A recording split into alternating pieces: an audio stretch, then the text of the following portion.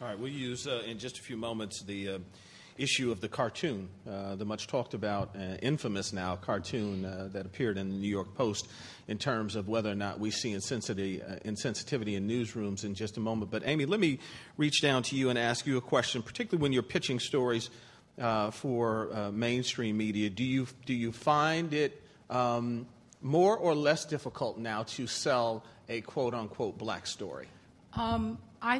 I have had a mixed bag of experience, to be honest. The last couple of months have been, well, this campaign and this election is completely unique.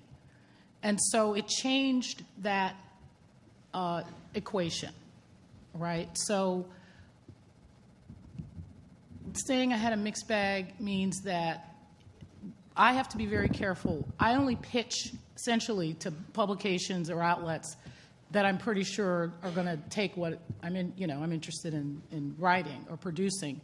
And so I have to be very strategic in that way. What I found to be very interesting around this historic election is that I would write something for The Nation, which is a venerable political magazine with you might say, a left-wing bent, and I would write it a different way for TheRoot.com.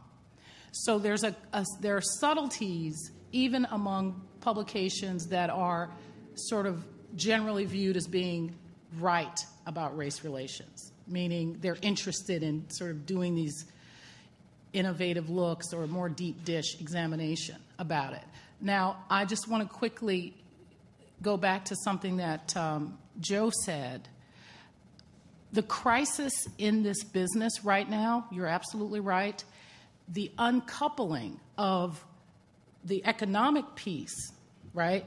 All this conversation about how are we going to change the model, right? The revenue is disappearing. Everyone's jumping into the internet. The ads aren't following. The print is dying. The overhead's too much. All of these really elaborate conversations, urgent conversations that are really about 5 years too late getting underway, but that's another story.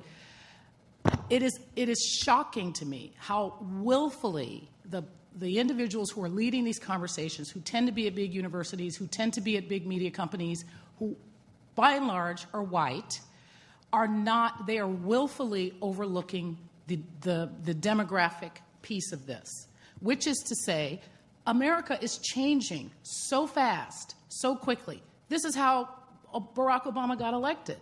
So to be trying to think of solutions for solving the problem of how are you going to keep generating revenue without considering how content needs to begin seriously reflecting the new America it's absurd. But it's a consistent thing. And when you don't have in these big newsrooms and on these programs that all Americans view frequently, when you don't have leadership that is aware of that irony, it's you have to sort of wonder, well, how is this going to get fixed? And right now, what we're seeing is a real niching. The truly sort of genuinely the publications and outlets that really are interested in doing deep dish discussions or coverage of race are becoming more sort of segregated from the so-called mainstream outlets and publications. And I'm not quite sure how this will get fixed. So, Angie, let me ask you and bring you in, because that's part of what we were talking about upstairs, the idea of, and we should note that you have been studying and teaching courses on race in the media for some time. But as you look at the development of what we have coined as the browning of America, the changing of America, and as Amy suggested, really this kind of niche journalism, to a great degree, the choir is preaching to the choir if we fall into that. And what, if anything, is harmful about that? Well, I think what we have now is a population, as has been pointed out, that is very interested in race, and another one that's inherently uncomfortable with the idea. And unfortunately, if you look at the survey results, I think that journalists of color feel that a lot of that population that is less knowledgeable or maybe uncomfortable with talking about race exists in newsroom management. And they're the gatekeepers. They're the ones. A reporter is not going to pitch a story that's going to make their manager uncomfortable when they only have a few chances to offer up their A1 or front of the broadcast story. I think what happened with the Obama campaign, which the survey looks at, was essentially a manifestation of media's discomfort with different definitions of race. And that, as Clarence pointed out, Obama expertly sort of managed to become so malleable that he couldn't be fit into what we consider this sort of civil rights era black-white paradigm of race that we were used to operating in. If anyone looks at the history of the Associated Press style book and all the changes they've tried to make on certain terms about race, you can see all the hand-wringing that happens in mainstream media about whether they're African Americans or blacks or Native Americans or American Indians.